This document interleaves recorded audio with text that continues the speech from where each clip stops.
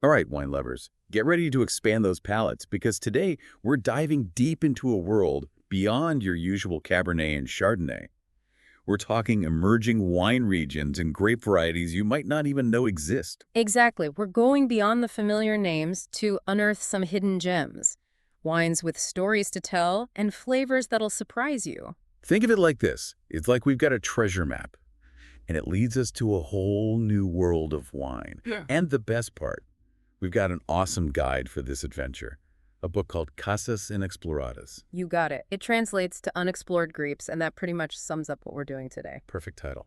Okay, so I'm all for trying new things, but some might be wondering, why venture beyond those classic wines we all know and love? Well, imagine if you only ever read one genre of book or listened to one type of music. You'd be missing out on a whole world of experiences.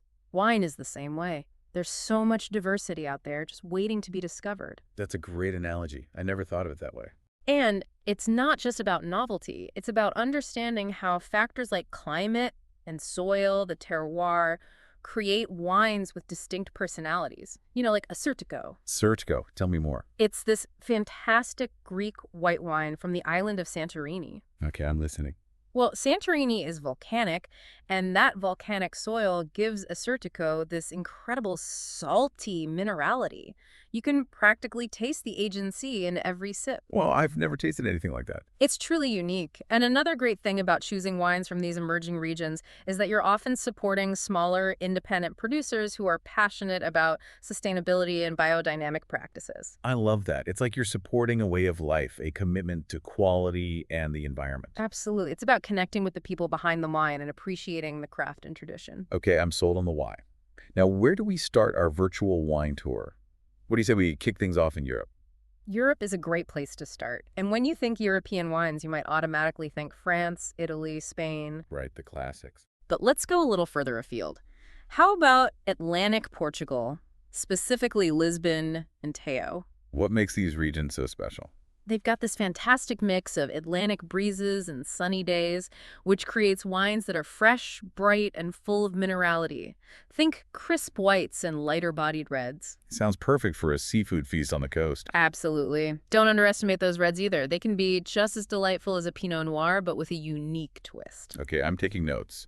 What's next on our European adventure? Let's hop over to the Canary Islands. Have you ever tried a volcanic wine? Volcanic wine. I mean, I've had wine on a volcanic island, but I didn't know it was a thing. It's definitely a thing. Huh. Think smoky minerality, almost salty, like a squeeze of lime on a hot day. You got to try those unique grapes like Listan Negro and Malvasia volcanica. Now, that's a tasting note I haven't heard before. It's a true taste of that volcanic terroir. Yeah.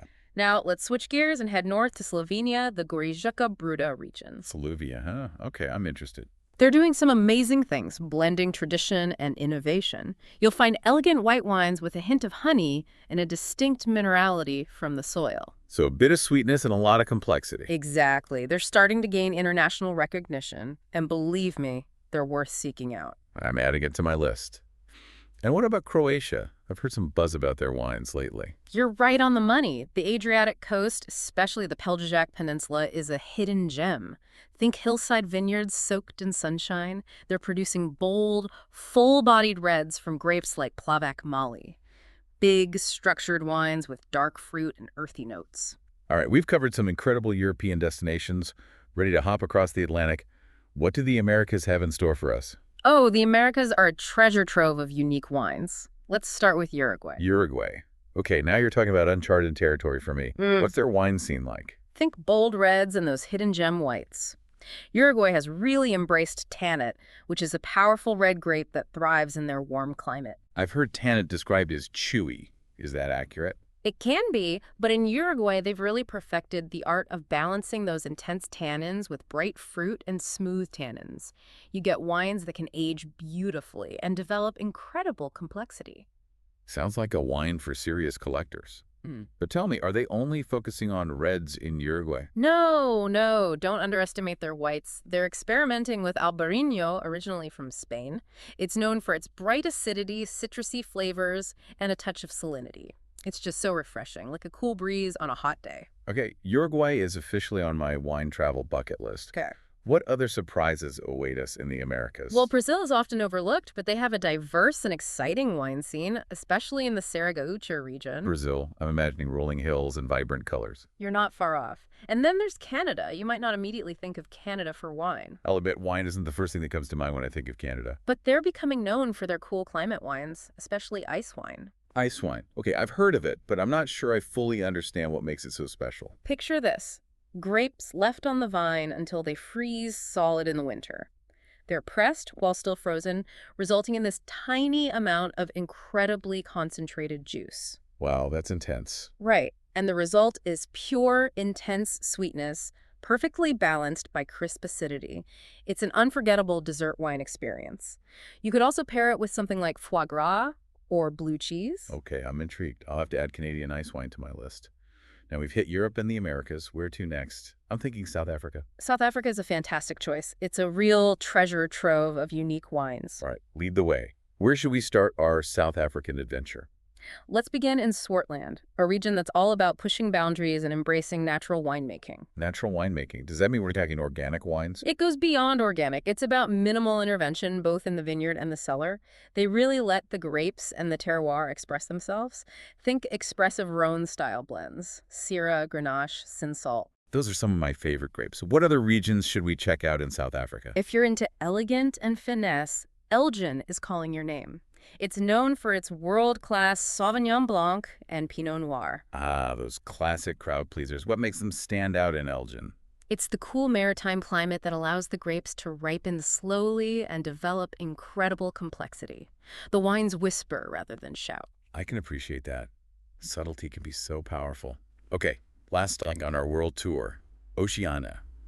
I'm ready for some sunshine and adventure. You got it. Get ready for some dramatic landscapes and equally dramatic wines. New Zealand and Australia have a lot to offer. Let's start down under. Where to first? Let's head to central Otago in New Zealand, the world's southernmost wine region. It's known for producing Pinot Noir that will change your perception of this grape. Okay, I'm all ears. What makes Central Otago Pinot Noir so different? It's all about those extremes. Think scorching hot days followed by freezing cold nights. It creates this incredible tension in the grapes. So we're talking bold, powerful Pinots. Not quite. Central Otago Pinot Noirs are known for their bright fruit, but they also have this incredible savory complexity, notes of earth and spice, and they age beautifully. Wow, I'm definitely adding Central Otago to my bucket list. What about Australia? Australia is all about diversity. You can find anything from elegant, cool climate wines in the Adelaide Hills to bold Cabernet Sauvignons in Margaret River. Truly something for everyone. It sounds like there's a whole continent of wine to explore down under. This has been an incredible journey through emerging wine regions. But now I'm ready to uncork those forgotten grape varieties you mentioned earlier. I thought you'd never ask. Get ready to discover some real hidden gems, grapes that have been unfairly overshadowed for far too long. Sounds like an adventure. Where do we begin? Let's start with the whites. First up, Acertico. Remember the one from Santorini that practically tastes like the agency? Oh yeah, the volcanic one. It was so unique. Exactly. The volcanic soil gives it that amazing minerality and that almost salty tang. More than just a refreshing white, it's a taste of place, a real expression of the terroir. You're getting it. And beyond the minerality, you get this incredible vibrancy, zippy acidity, and aromas of lemon, lime, even a hint of beeswax. Okay, what other hidden gems are hiding in the world of white wines? Let's travel to Spain for a taste of sunshine in a glass. Verdejo. I love Spanish wines. Tell me more about Verdejo. It's all about refreshment. Think perfect balance. Ripe fruit, herbaceous notes, and that zippy acidity that makes you crave another sip. Pair it with tapas or grilled seafood on a warm evening. Sounds amazing. Okay, next white grape, please. Let's head back to Italy, but this time to Sardinia for Vermentino. Vermentino. Okay, that's a new one for me. What's so special about it? Imagine strolling through a Mediterranean garden, the scent of citrus and flowers in the air. That's Vermentino. It's got this lovely aroma, hints of herbs, and a crisp minerality. I feel like I need a vacation to Sardinia right now. Don't we all? All right, 2 more white grapes before we move on to the reds. Ready for something a little unexpected? Bring it on. Chenin Blanc, often overshadowed by its more famous presence, South Africa is where it truly shines. What's so special about South African Chenin Blanc? Versatility. It can be bone dry and mineral or rich and luscious. You can find Chenin Blancs perfect for a picnic or others for aging. I love how diverse it is. Ew. All right, last but not least on our white wine adventure, what have you got? We're ending with a bang. Gewürztraminer. Gewürztraminer. I always struggle to say that one. Don't worry, it's a mouthful. But trust me, this grape, originally from Alsace, France, is worth remembering. It's known for its intense aromas and exotic flavors. Lychee, rose petals, ginger, even a hint of Turkish delight. Wow, that's an explosion of flavors. All right, I'm ready for some reds. Let's kick off our red grape adventure in Spain with Mencia. Spain again, I'm not complaining. Mencia is often compared to Pinot Noir, but it has its own personality. It's known for its bright red fruit, floral notes, and earthy minerality. So elegant and complex. Absolutely. And it's incredibly food-friendly. Pair it with grilled meats, roasted vegetables, you name it. A real all-rounder. What's next on our red grape exploration? How about Austria and a hidden gem called Blaufränkisch? Blaufränkisch. Okay, that's new to me. Think deep ruby color, intense aromas of black fruit, and a backbone of spice. Some even describe it as having a peppery quality. Sounds like a wine with a lot of character. It definitely demands attention. If you're looking for a bold, structured red that can age, this is it. I'm intrigued. What else is out there in the world of forgotten red grapes? Let's travel to Sicily to experience the power of Nero d'Avola. I've heard of that one. Sounds intense. You've heard right. It thrives in the hot Sicilian sun, producing wines that are full-bodied, with dark fruit, firm tannins, and a hint of that volcanic minerality we've been talking about. So we're talking about wines that need time to mellow out. Some do, but they're worth the wait. They evolve beautifully over time, developing layers of complexity and nuance. I can appreciate that. All right, what's next? We've got 2 more red grapes to uncover. Back to South Africa to meet a unique and often misunderstood grape, Pinotage. Pinotage. I'm curious about this one. I've heard conflicting things, some good, some not so good. What's the deal with Pinotage? It's a grape that definitely divides opinions, but that's part of its charm. It's a crossing between Pinot Noir and Cinsault, and it's known for its unique aroma profile. Think coffee, chocolate, even banana. Banana. Okay, that's a new one. I wouldn't have thought of that. I know, it's unexpected, but that's what makes Pinotage so interesting. It challenges your perceptions. Okay, you've piqued my curiosity. Last stop on our red grape tour. We're heading back to Austria. What have we got? We're ending with a grape known for its approachability and easy drinking style. Zweigelt. Zweigelt. Okay, that sounds friendly. It is. It's a relatively new grape, created in Austria in the 1920s. It's a crossing between Blaufränkisch and Saint Laurent. Think bright, juicy, and packed with flavor. Sounds like a good everyday wine. They can be light and fruity, but Zweigelt can also have more structure and complexity, especially with some oak aging. Enjoy them on their own or with a variety of dishes. This has been such a whirlwind tour of the world of emerging wine regions and these forgotten grapes. I know, right? It's just a taste of what's out there, and we've only just begun. Wait, there's more? Of course. Now that we've explored all these incredible wines, it's time to refine those tasting skills. Oh, you mean like how to really dissect what's in the glass? Exactly. Get ready for a sensory deep dive. Okay, so we've explored all these incredible wine regions and grape varieties, but now I'm ready to put my palate to the test. Let's talk wine tasting. It's not just sipping and swirling, it's about engaging all your senses. Yeah. You really want to unlock all those layers of flavor and aroma hidden within each bottle. I like that. It's like we're wine detectives. Exactly. And every good detective starts with observation. So first things first, visuals. Before you even take a sip, hold your glass up to a white background and observe that color. We're looking for more than just like red or white. Exactly. For whites, is it pale straw yellow, a vibrant gold, something in between? These hues can actually give you clues about the grape variety, how the wine was made, even how long it's been aged. Okay, so color can reveal a lot. What about reds? What should we be paying attention to? Pay attention to the shades of red. Is it ruby, garnet, even a deep purple, almost black? A brighter red could mean a younger wine, while a brick red hue suggests it's been aging. I never realized how much information is hidden in the color. Okay, what's next? Now we awaken those olfactory senses. Gently swirl your glass to release the wine's aromas. This is important because it helps those aromas interact with oxygen. So swirling isn't just for show. Nope. It actually helps those volatile compounds, the molecules responsible for the wine's smell, become more pronounced. Ah, So we're waking up the wine's personality. Exactly. Now bring the glass to your nose and inhale deeply. Don't be shy. What do you smell? This is where I usually get stuck. I know I'm smelling something, but I don't always know how to describe it. I get it, it takes practice, but don't overthink it. Just start with broad categories. Fruits, flowers, herbs, spices. Okay, that makes it less intimidating. It's like breaking down a recipe. Exactly. Once you've got the broad categories, you can get more specific. Say if you smell fruit, is it citrus, berry, or something else? It's like learning a whole new language. It is, but it's a language that speaks directly to your senses. The more you practice, the more fluent you'll become. All right, I'm ready to keep practicing. What's next in our wine detective work? The moment we've all been waiting for, the tasting.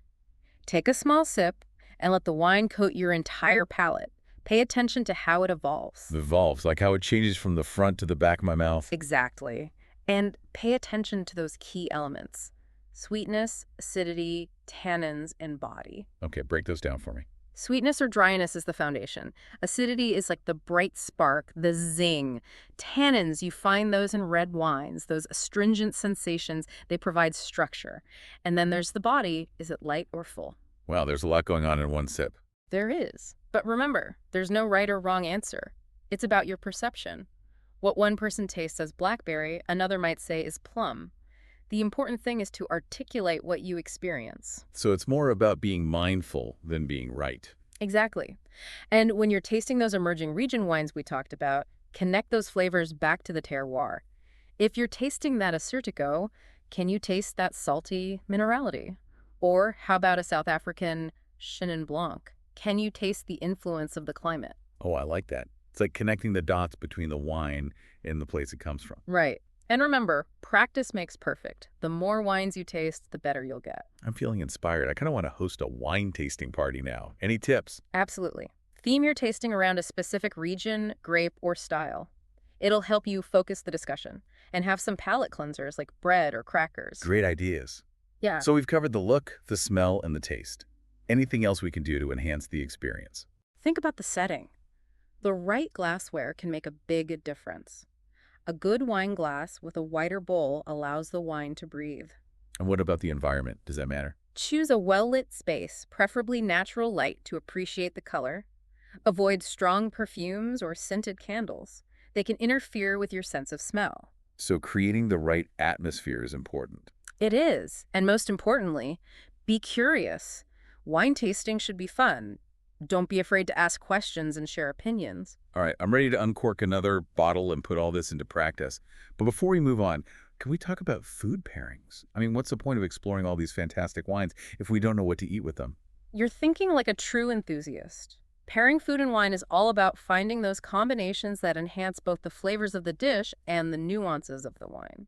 But there are so many options. Where do we even begin? It's about balance and harmony. You want to complement, not overpower. Think about the weight and intensity of the wine and the dish. Those light white wines from Portugal would pair well with lighter fare, like seafood, salads, or grilled chicken. Okay, that makes sense. So what about those bold tannets from Uruguay? What would you pair those with? Tannet is a perfect match for grilled meats, hearty stews, or aged cheeses. Those tannins cut through the richness of the food. Perfect. But what about those unusual wines with those unique flavors? Like that South African Pinotage with its coffee and banana notes? How do you even approach pairing something like that? That's when things get really fun. You can either play it safe and go with dishes from the same region, or get adventurous and try pairings that echo those unique flavor notes. With Pinotage, you could experiment with smoky grilled vegetables or even a mole sauce. I love that idea of echoing flavors. It's like finding those hidden connections between the wine and the food. Exactly. Don't be afraid to experiment. You might discover some surprisingly delicious combinations. This has been such a great deep dive into the world of wine tasting and food pairings. I agree. And guess what? We're not done yet. There's more. There's always more to learn about wine. In part 3, we're leaving the tasting table and heading to the source. We're going on a wine trip. You got it. We're talking wine tourism. We'll share tips and tricks for planning an unforgettable wine adventure. Okay, I'm ready to trade my tasting glass for a suitcase. Let's talk wine tourism. It's time to experience those vineyards firsthand, walk among the vines, and meet the people behind the bottles. I've always dreamt of wandering through those picturesque vineyards. Where should we start? The world is your oyster, but how about a classic European escape? Huh. The Alentejo region of Portugal. Alentejo, I'm picturing rolling hills, cork oak trees, those charming little wineries. You're spot on. Alentejo is steeped in tradition, and they're making some delicious wines. Full-bodied reds, bright whites, you name it. Okay, Alentejo's going on my list. What else is there to see in Europe? We can't forget about Slovenia. Remember Goriška Bruda, those terrace vineyards overlooking the Adriatic? Absolutely breathtaking. And I bet the wines are just as stunning. Oh, they are. Goriška Bruda has this unique blend of Italian and Slavic influences.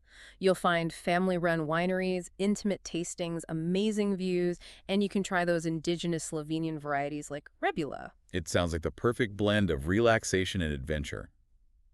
Okay, I'm ready for sunshine and volcanic landscapes. Where to next? Well, how about the Canary Islands? Now you're talking. Volcanic wines, black sand beaches. Doesn't get much better than that. And remember, those volcanic soils create wines with unique minerality and complexity. I'm ready to taste the volcano. All right, we've explored Europe.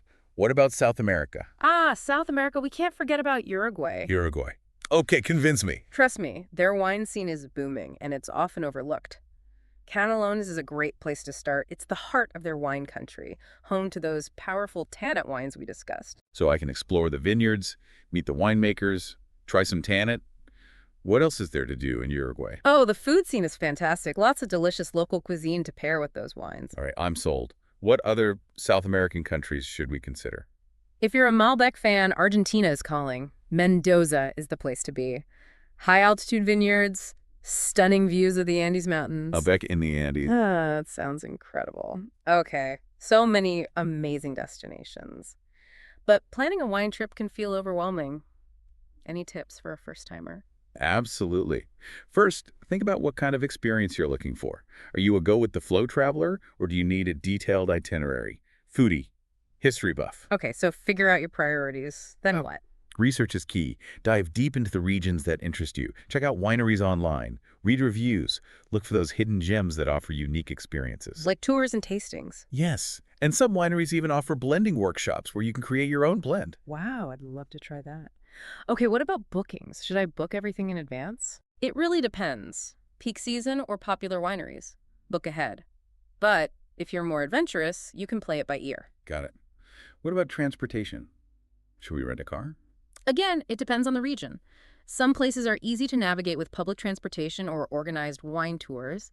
Others, a car is definitely better. Okay, do your research. Any other essential tips? Pack comfortable shoes, bring a water bottle, and don't forget your camera. All noted. So, beyond the practical stuff, what makes wine tourism so special? For me, it's about the human connection. Meeting the winemakers, hearing their stories, understanding the traditions. It's about going beyond the bottle, seeing the passion that goes into making these wines. Exactly. And immersing yourself in the culture, the food, the charm of each place. Wine tourism is truly an experience for all the senses. As we wrap up this deep dive into the world of emerging wine regions and forgotten grape varieties, I'm feeling inspired to get out there and explore. That's what we hoped for. The world of wine is vast and constantly evolving. There's always something new to discover. So to all our listeners out there, our advice is be curious, be adventurous, and most importantly, be open to new experiences. Let your palate be your guide, and who knows, you might just discover your new favorite wine. Cheers to that. Thanks for joining us on this incredible journey. Until next time, keep exploring and keep those glasses full.